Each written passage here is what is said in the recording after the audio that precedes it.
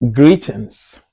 I am very excited that you have decided to join this year's Leadership Rebirth Conference. Did somebody say 8.0? Wow, eight. 8 years in making. And I'm almost tempted to ask who have attended Leadership Rebirth Conference from the first one to the eighth one. I can see some people nodding their head and raising their hands. I'm like envious of you because I wish I have attended all of it. But like every other person like me, and this is your first one, or this is your second one, or the third one, you are not alone. What is important is that you made it to this year's Leadership Rebirth Conference. And you know what makes this year's own very special? Is because it's a bold leadership edition. It prepares leaders not just to be leaders, but to be able to be bold leaders. I know that throughout the transition of this whole event, you've been hearing a series of teachings from different leaders that have explored bold leadership. But before we dive into what we have here today, I want to be able to express my greatest and sincere thanks to my very good friend and brother, Solomon. I want to thank him and the leadership of the planners or organizers of this year's Leadership Rebirth Conference for this wonderful opportunity that they've given me to be part of the speaking. To share my story, to share my time, and to be connected with all of you seated here today. So thank you, and I don't take this opportunity for granted. So when I'm thinking bold leadership, please, just so you know, this is summer in the US, and you'll be wondering, why is it outside? Yes, because it's bright, it's sunny, the weather is really beautiful outside, and I'm just sitting behind my grill. So just relax as I'm relaxing and enjoying the beauty of nature of summer in the US. Anyway, back to what we're discussing. Don't mind me. Bold leadership. When I thought of bold leadership, I think of, where do I start from? Bold leadership. But like in this technology, I know there's so many young people in the room, and I ask myself, where do I even get my opportunity? Before now, people we Google things or we stuff. I decided to go to the most recent AI generated information and ask myself, let's go to ChatGPT or Copilot and ask what is bold. Well, who is a bold leader, right? And I'll start with what the Copilot tell me. The Copilot says it this way. It says a bold leader is someone who transcends conventional norms and patterns. They fearlessly apply novel, lofty ideas to create innovation, inspiring and guiding others towards greater good. These leaders think towards big, set high goals, tackle large projects, and aren't afraid of challenging powerful competitors. Seeking feedbacks and inventing in unproven ideas are also of their approach. Remember, being bold doesn't mean acting without purpose. Bold leaders channel their ideas and action towards meaningful outcomes. Everything that is stated here is true.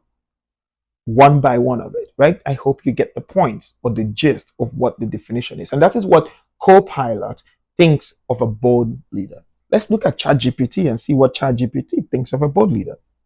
So ChatGPT tells us, I want you to note some of these points down. It says a bold leader is someone who demonstrates confidence, courage, willingness to take risk.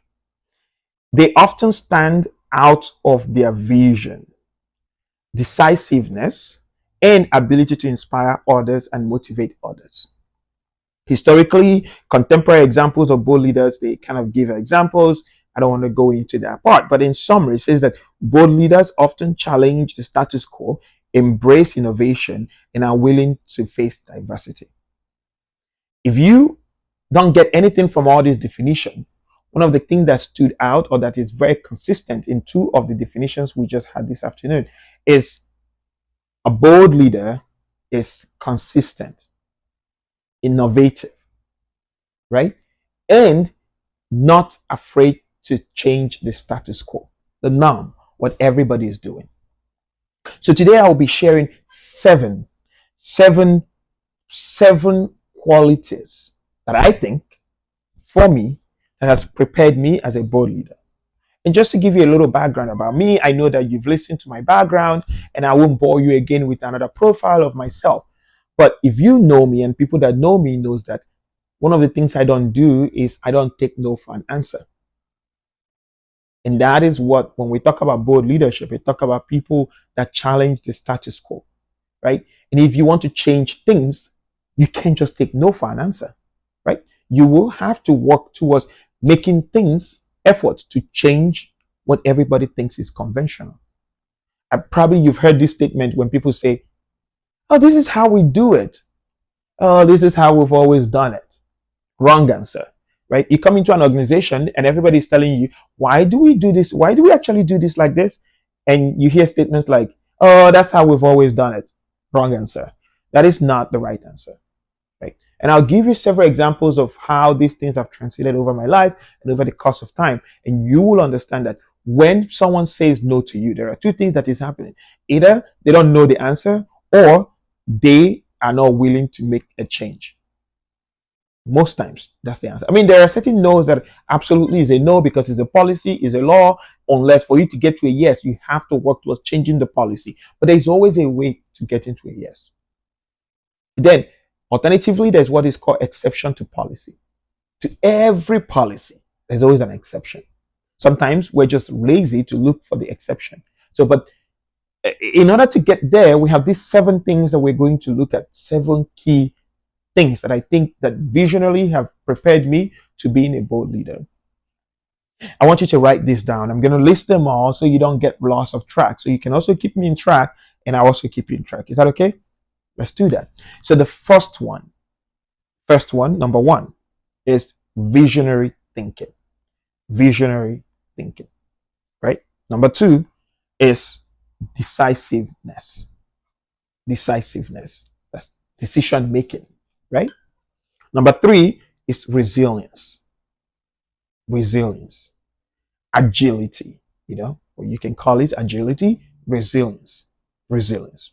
Number 4 is innovative mindset. Remember in our definitions that we got from online, those are the things they kind of mentioned over and over and over. Innovative. You must have an innovative mindset. 5, empathy and communication. Empathy and communication. Number 6, accountability. And number 7, inspirational. Inspirational. So let's go back into our beginning of breaking some of these positions down into these 7 categories that I mentioned. First of all is visionary thinking. A bold leader must have a clear and compelling vision. Understand those words. Clear and compelling vision for the future that can be articulated effectively. You must have clear and what? And compelling, convincing vision. No, my vision is to be the governor of Enugu State. Yeah, that's a good vision. Is it clear? Do you have a clear path? And is it compelling? Is it convincing? Like, you must be able to convince or compel everyone else that I am the right person to lead the state into the right direction. And if without me, this is what is going to go down. It must be very visionary and it must be compelling. If you're in an organization, if you're in an institution, and you're trying to do things like, oh, I want to do this, I want to do that, and no one is listening to you. Yes, because probably you've not thought about the vision. One is having the vision. One is the vision enough? Is it compelling enough to motivate others? Remember, a bold leader cannot work by themselves. That makes sense? So where are the things where I've used some of these tactics is, first of all, is seeing myself as a president early on. The vision must be clear and compelling. I'll give you an example. When I first got to ASUT, very freshman, first year student at ASUT, I met this guy who is the president of Faculty of Applied Natural Sciences, and I had a vision to become the president of a Faculty of Applied Natural Sciences. And from that early on, I met him, and I started following him. I started watching him closely. I started wanting to know much about him. I started following his footsteps. He's higher in class, more than like 2 steps above me, because he's in 3rd year, I think, and I'm in 1st year. And I'm here following him and following some of his prospects and watching him closely. From there on, I started thinking about what are the things that I need to do to be able to be more compelling. I have a vision. one. That's enough. Vision is not just good enough, but is it compelling enough? Right? By the time I started getting close to this young man, I started introducing myself, and he started seeing reason that, hey, this is the guy. If we are going to lead this faculty to the next direction, this is him. Then he bought into the idea and he started preparing me into becoming a leader. First of all, your vision must be compelling enough because you cannot do it by yourself. If you're in school, if you're trying to change the status quo and the norm, you must be able to compel people of that vision to change the norm. You can't just say you're changing the norm and you're just going to do it. Like, people are not going to follow you and everything is going to fall apart. Another aspect of it is seeing myself as a PhD student. You know, after my undergraduate degree, I left ASUT. I graduated, left ASUT, and went to the US. And I got to the US, and I'm trying to get into the PhD program, and everybody's telling me that it's not possible because I need to do my master's, but I don't have that time to go through a master's program. And one of the things I told the academic professor at the time is, you know what? Try me in any of the aspects of this program, and if I fail it, let it be. Then I won't be able to be in the program. You know, he gave me a test and I tried my best and I passed. But other than that, you must be able to convince that person, right? I had to take that bold step to go to the dean, and I told the dean of the College of Engineering and Sciences, and I told him, look, this is it. This guy you're looking here, I am your candidate and I have these qualities, and I think that I can be able to finish my PhD in 3 years, maximum 3.5 years, if you give me the opportunity. He's like, yeah, what? I said, you can do that without your master. I said, I'll take all the master's level classes and upon the PhD classes, don't give me master's degree, but I'll finish in 3.5 years. It's like, okay, deal, let's do it. And I can tell you, by the time, it was not easy. There's no joke. I completed it in 3.5 years. But at that point, one thing I always tell anybody that is getting their PhD, I say, do not do what I did. Don't take classes that is over 12, that is up to 12 credit load. Because in a grad school level, 9 credits is a lot of class by itself. So if you're taking more than 2 classes alone, you're taking too much load because you're doing research and other things involved. Anyway, you must be convincing. Your vision must be what? Compelling. Another example is when I was applying to become a U.S. Army officer. When I started off as enlisted, then just to give you a little background, enlisted is just like the one that you join without a degree. I was still getting my PhD. So when I finished getting my PhD, I decided I want to become an officer. I want to become a microbiologist. Then the question then comes, oh, the process of how I joined. They told me, no, you can't. You need a 3-star general to sign off on that paperwork to change the process so that you'll be able to join as an officer. I said, okay, that's fine. But just know I'm the best that you got for this job. Tell me what I need to do to get this yes. They gave me all the list of people that need to sign off, starting from the lowest person all the way and working his way to this general. The general is somewhere in Florida. I said, that's fine. I'll do it. And I walked this whole paperwork tirelessly. I think it took me about 3 months before I got it to the desk of the general. She was retiring. The day she signed that document that he made it to her desk was the day she retired, her last day of work. That's how long it took. But first, for all the people that are involved in getting that yes signature, to do that, they must be convinced. My vision must be compelling enough that I am the guy for the job. And if it wasn't convincing enough, I don't think they will be able to support that. So when you're trying to get to a yes, plan out how to get them convinced of your vision, right? Number two, what did I say number 2 is? If you looked at your note, is what? Decisiveness. Thank you. You're listening. We're still together. Number 2 is decisiveness. You see that a bold leader must make tough decisions confidently, even in the face of uncertainty or risk. You must make bold decisions. Decisiveness. You know, sometimes it might be very tricky.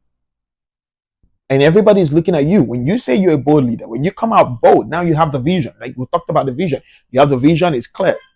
In the face of uncertainty, things go bad. Everything is now changing. And I can tell you, like the last example I gave you, when people are trying to get to that yes, and everything is now changing, what happens? You, everybody's turn back and look at you and like, we're following you, remember? So what do we do next? And do you just run away? It's like when things go bad, everybody look at the leader. Yeah, and one of the things that happened is like my relocating from Maryland to Alabama. When I talked about getting into the PhD program, I was first in Maryland, and my PhD program is in Alabama. And I decided I'm going to relocate to Alabama, and I didn't know anybody. Think of you moving from Enugu and moving to, what do I say? Maybe Sokoto or Jaringo, wherever, right? And it's somewhere outside of the sketch of Southeast, way up, maybe north or south, southwest. And you decide to relocate to this place, and you don't know anybody, and you decide to take that risk. When things now go bad, everybody is now asking, what do we do next? That next approach of what do we do becomes tough, and that is where your vision is being tested. One, you have the vision. Two, now it's time to implement. You must be decisive. You must decide and be strong in your decisions. Another thing, the number 3 approach of this is resilience. Resilience. I talked about resilience as agility. I talked about resilience. I look at resilience as the army, we call it rigor. They like this word rigor, right? They say we want leaders of rigor. We want leaders that has agility, because everything in the army will test your patience. It will test your leadership skill. It will test your ability to think with your feet on the ground. When things are going bad and everybody's looking at you and they're saying, what shall we do? And that is where you have to make a decision. You must become resilient. You must, it's like a ball. When you throw into the wall, what do? You don't stay at the wall. You bounce back. And some of the things I can think of is, it says leaders remain steadfast and persistent, overcoming obstacles and setbacks. To start to work after high school. So I'll give you an example. So after secondary school, I went to Dennis Memorial Grammar School, DMGS Onisha. Hey, then Grammite, show the light. And after I finished secondary school in Onisha, I decided that, you know what, I want to go back to Enugu. I really love Enugu. Enugu is my hometown. If you know me, I have special love for Enugu. I don't think I will ever leave any other place other than Enugu. Enugu is home for me. I decided I want to move back to Enugu. I've really missed Enugu. I'm going back. And I come back to Enugu. No job. I needed a job. I just finished secondary school and I'm looking for a job. And I started working as City Chef. Many of you might know City Chef. You used to be on Ogui Road. I don't think they're still there, where they're headquartered. But I was living at MNA then. I was transporting. I think I'm being paid 3,000 naira at the time, and all my money that I'm making goes on transportation before the end of the month. And I'm like, this is not making sense. I'm working, but all the work I'm making is just going on transportation. But I still stayed persistently, right? Then finally, I landed this gig at Juhel, and I became a scientist at Juhel, and I was working in the quality control section to be able to help with things, just like an assistant, helping with things. And at this point, in the middle, it got better because, Juhel is now in Enugu. Transportation is not that much, but I'm working night shift and day shifts, and sometimes I don't have time for anything. Sometimes I don't even have time for myself. But another obstacle that comes is, now I've resolved the issue about not having savings. Now I don't have time for myself, right? But then I continue to be resilient into what I'm doing. So what I'm telling you today is, no matter how much you start that new thing, your new job, the new thing, the trainee that you're doing, some kind of skilled stuff that you're trying to get yourself into and get your hand into, at the beginning, it might look as if nothing is happening. Give it time. Persistency, resiliency, rigor. Life is going to test you. You must be rigorous in making sure that things happen, right? Another thing, many of you know, might be able to, when you hear that someone failed JAMB, you're looking at one of them, and I don't even know, does someone actually fail JAMB? I don't think so.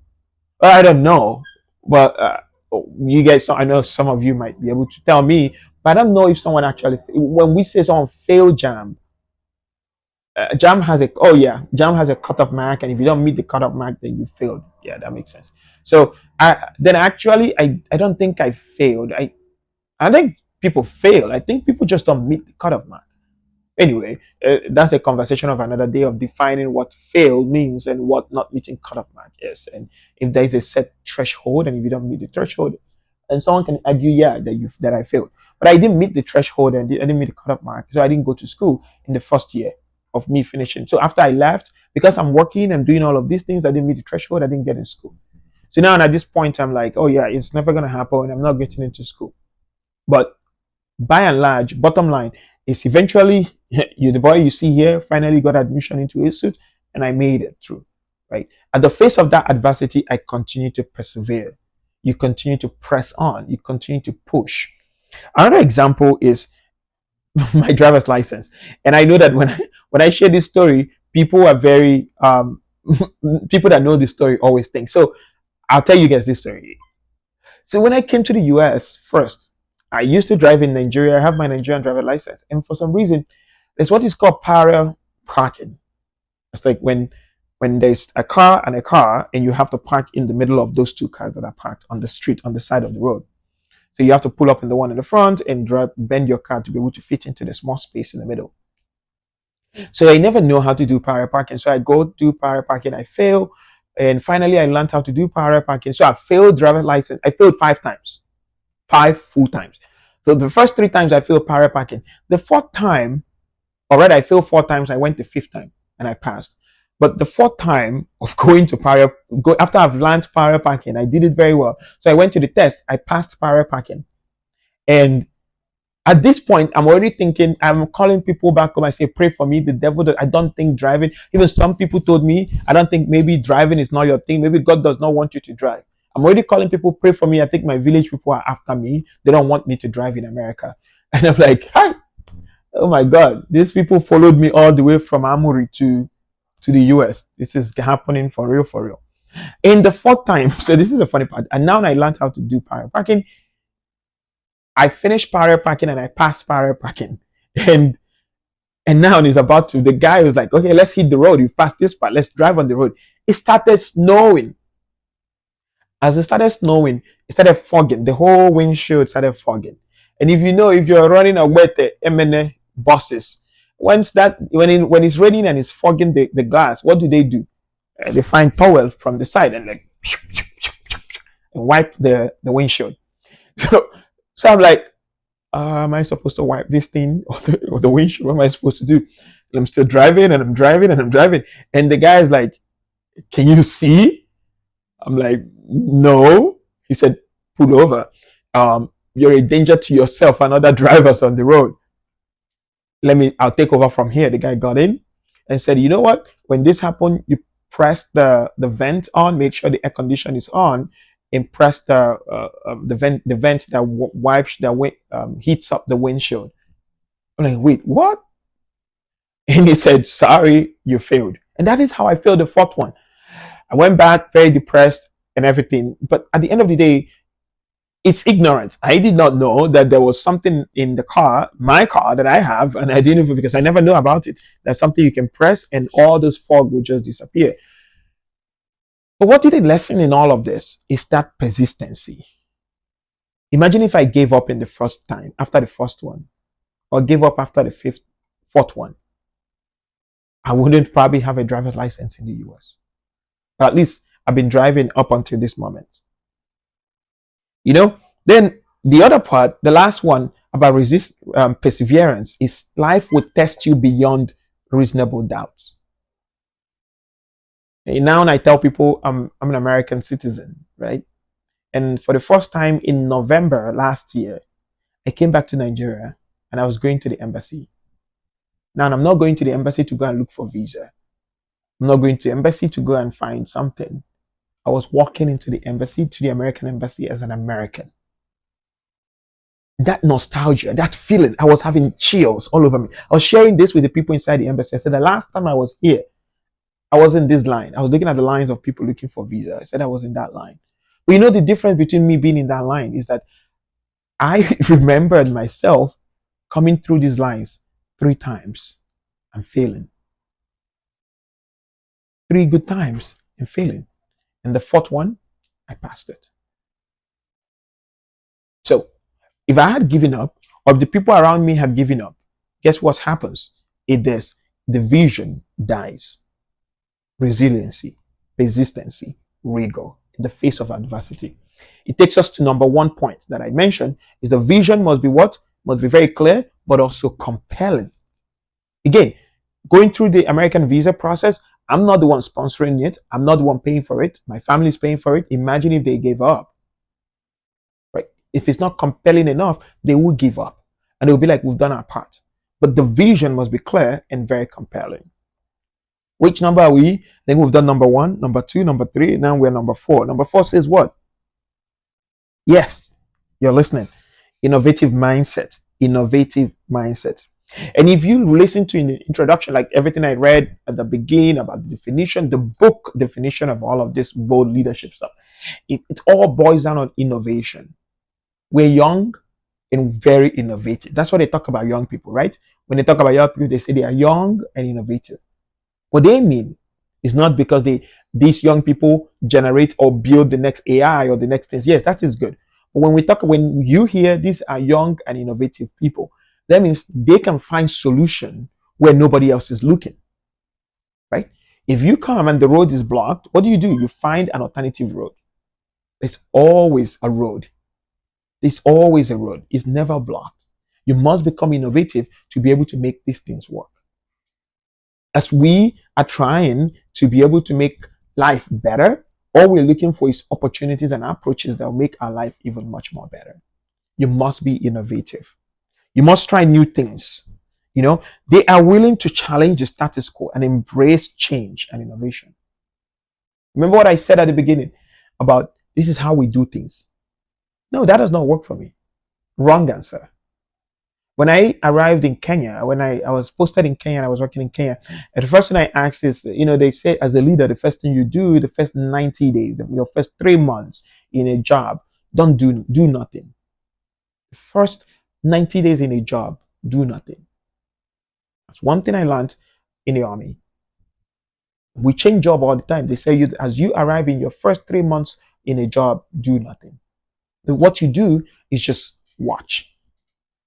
Go through the process, follow people, watch what they're doing, right? And at the end of the day, what is going to happen? You will learn what they're doing, how they're doing. And that is where you ask questions. Oh, wow, I see that you guys set up the tables like this. Is there a reason why you set it up like that? Oh, no, that's how we set it up. It could be that somebody somehow just set it up that day and they left over the years, many, many years, and that is how they set it.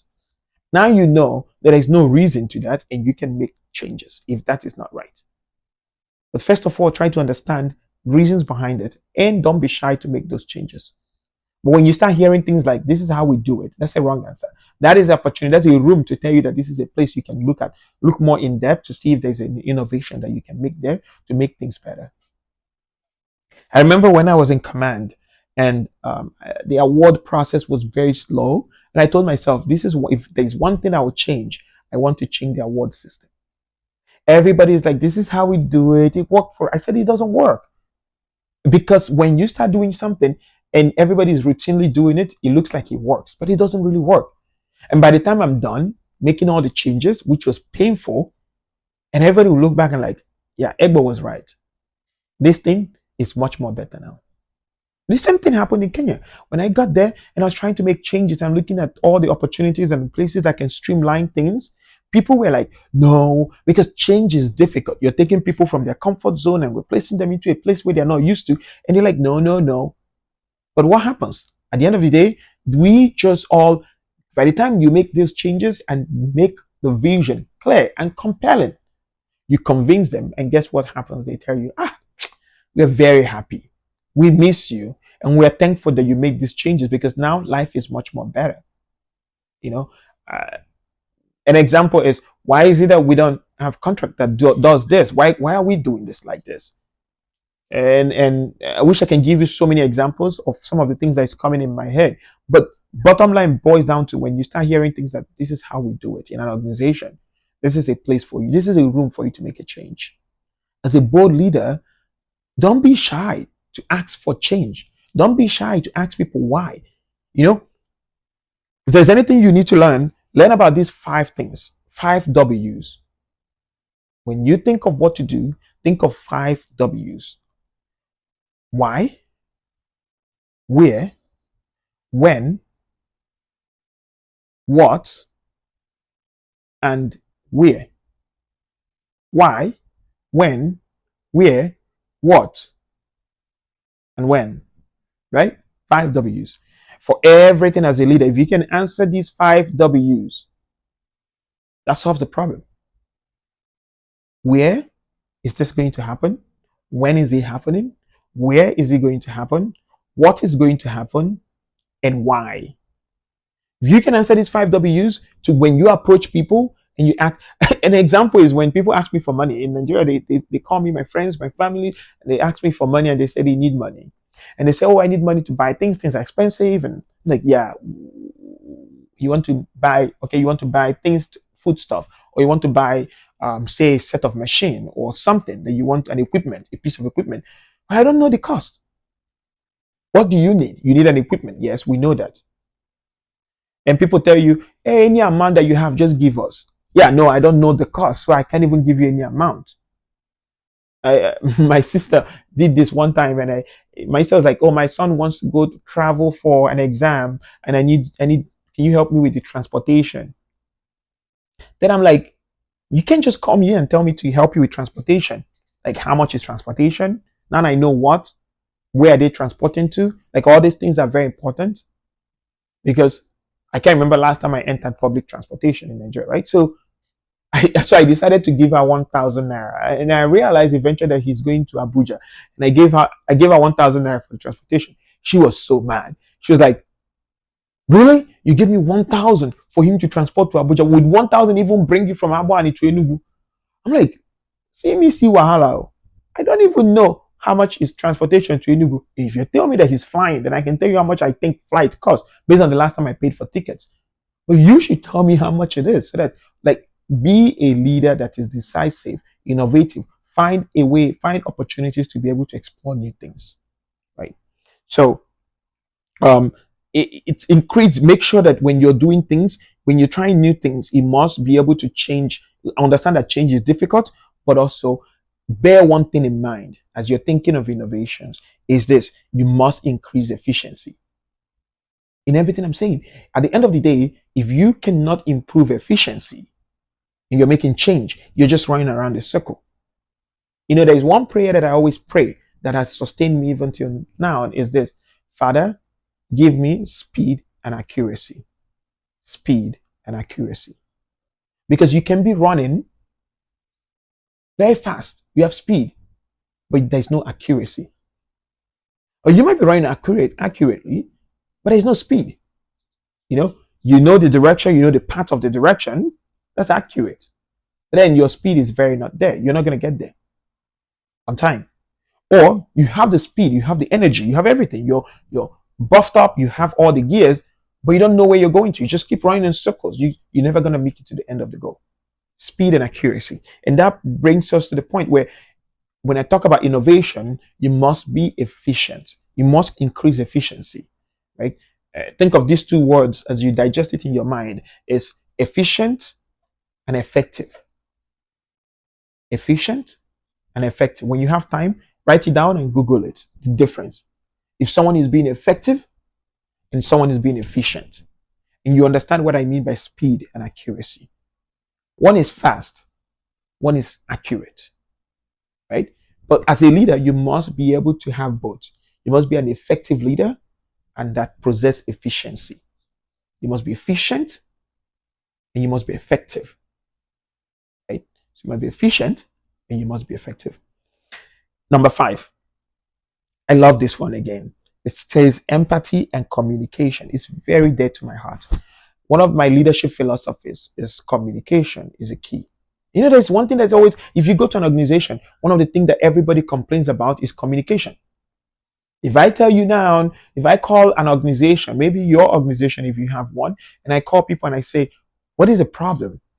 One of the things that everybody will complain about is communication. At least to all the organizations that I've been to, communication is always a problem. You know the reason? It's the first part of what I wrote down here. Empathy. You know, there's nothing like over communication. Even in family relationships and everything, there's nothing like over communication. But there's what is called under communication. Yeah, there's not nobody complains and say that, oh, he communicates too much. No. But what people complain is that, oh, he doesn't even tell me what he's doing. Nobody knows what he's doing. He just does his own thing the way he wants. Because people don't understand. Communicating does not mean you give out all the basic information. But you communicate. People understand that these things are in the pipeline and it's coming and it's for their own good. Remember, the vision must be clear, but also compelling. And the only way you compel is communication. I tell people, as a good leader, you must be a leader of empathy. That means, what is empathy? Empathy is different from sympathy. You must be able to feel what others are feeling. You know, you can't just be saying you're a leader and you can't even feel what people are feeling. You can't even relate with them. You know, try to understand, be in their place, understand what they are feeling and what they're understanding, right? A good leader must be a leader of empathy, make people feel valued. People that know me knows that one of the things that they say that I know how to make people feel like they're very important. Because first of all is figure out what people want and what they're interested in. When you figure that out, you'll be able to impact value into their life. Because your friend A likes to travel and you travel with them does not mean friend X will love to travel. They might just love staycation. They might just love you to come and watch movie with them, or they just want you to just hang out with them and chat with them. That's different on the personal level, but on a professional level, as a leader, you must be open to communication. Tell people why you're making the change that you're making. You know, try to communicate that change early on. Make sure that people understand this is the reason why we're doing it. Remember the 5 W's. People must understand the why.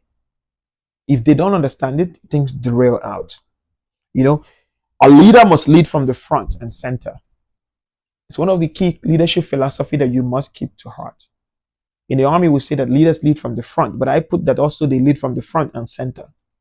Because when you lead from the front, people emulate you, people see you, and people envision what you're doing. But when you lead from the center also, you have a feeling of what everybody else is feeling. You come back and you say, I feel you. I understand you. Because why? You lead around where they are. You step into the shoes where they step into. Right? You walk the walk with them. But if you're in the front and you're a leader that leads from the front, which is kudos, you lead from the front, which is what you're supposed to be doing as a leader. You lead from the front, but also lead from the center. A leader leads from the front and center. I try to get lower to the level where I can understand my soldier stuff. You know, when one thing that a good leader should be able to do is at least know their name, communicate with them. How are you? If somebody tell you that their child is sick, do you remember it tomorrow to ask about that child? If someone tell you they're looking for child care for their child, do you remember to ask, hey, were you able to find something? If somebody tell you they are rushing down because there was an emergency, or was that emergency resolved? They feel that you remember, and they feel that what is important to them is important to you. And that is where trust creeps in. And number 6 is what? Accountability. A bold leader takes responsibility for their actions, decisions, owning them. You know, own the aspect of everything you do and avoid blame game. I tell people one thing about me is this, so many things I've said today that is one thing about me, but this one also is something that I value and cherish. I mention it all the time. I don't regret. I don't think I regret things because I take account of everything I do. I'm accountable to my actions. So regrets is not an option because you know why? I decided a good leader must be decisive, right? It's a decision you make and you take accountability. You hold yourself accountable for it. You're accountable for your actions. And when you start doing it, it helps you with every other thing we've talked about. You're decisive, you're communicating effectively, you have vision and all of that. You have rigor and you're resilient because you know you're going to be accountable to some people.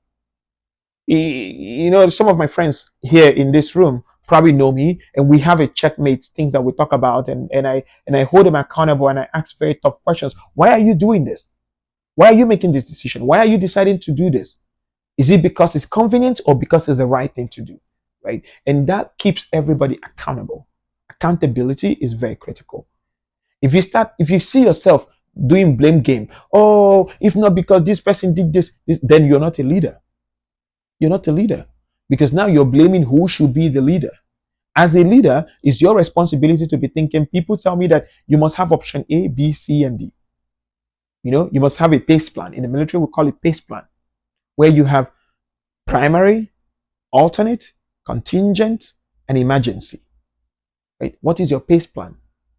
So that way you're not blaming people. Because if your primary option did not work, you go to your alternate. If alternate does not work, you go to contingent. And the time contingent, all of those three fail, guess what? You lead into emergency.